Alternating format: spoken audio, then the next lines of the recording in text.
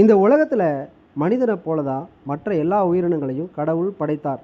என்ன, மனிதனுக்கு கொஞ்சம் கூடுதலான அறிவை படைச்சதுனால மனிதன் எல்லா உயிரினங்களையும் வேட்டையாடி சாப்பிட்டு அவனோட வீரத்தை காட்டிக்கிட்டான். ஆனால் நாயை மட்டும் அடித்து சாப்பிடாம, நாயை மட்டும் வீட்டுக்கு காவலாக, அவனுக்கு உற்ற தோழனா எல்லோருமே மனிதர்கள் ஆதி காலத்திலிருந்து இன்னைக்கு வரைக்கும் வளர்த்து வந்துக்கிட்டு இருக்காங்க. அப்படிப்பட்ட அந்த பைரவரை இன்னைக்கு அரசு என்ன சொல்கிறாங்க அப்படின்னா தெருநாய்கள் இருக்கக்கூடாது அப்படின்னு சொல்கிறாங்க. தெருநாய்களை நீங்கள் என்ன பண்ண போகிறீங்க?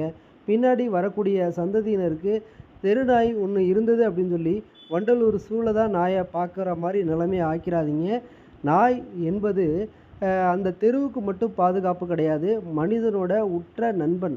மனிதனை மட்டும் நம்பி இருக்கக்கூடிய உயிரினங்களில் முதலாக என்ன அப்படின்னா அது நாய் மட்டுமே தான் சொல்ல முடியும். நாயை நீங்கள் வீட்டில் வளர்த்து பாருங்கள். நாய் செய்யக்கூடிய சேட்டைகளை நீங்கள் வாட்ச் பண்ணி பாருங்கள். உங்களுக்கு எவ்வளோ மனசில் எவ்வளோ வலி இருந்தாலும் சரி, அந்த வலியெல்லாம் காணாமல் போயிடும். நாய் என்பது நமக்கு ஒரு காமெடி பீஸ் மாதிரி தான். அந்த நாயை நீங்கள் பார்த்து பார்த்து நாய் கூட விளையாட உங்களோட ஸ்ட்ரெஸ்ஸு நிச்சயமாக குறையும். நாயை நான் வீட்டுக்குள்ளே ஒரு 10-12 வருஷமாக நான் வளர்த்து வந்துக்கிட்டு இருக்கிறேன். நாயினால் எந்த விதமான நமக்கு நோயும் நிச்சயமாக வராது. கடவுள் ஒருத்தர் பார்த்துக்கிட்டு இருப்பார்.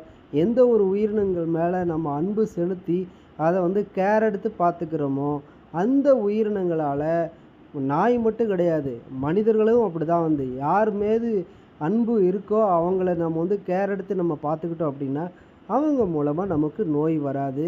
அதனால் நாய் வளர்ப்போம், நாயை பராமரிப்போம்.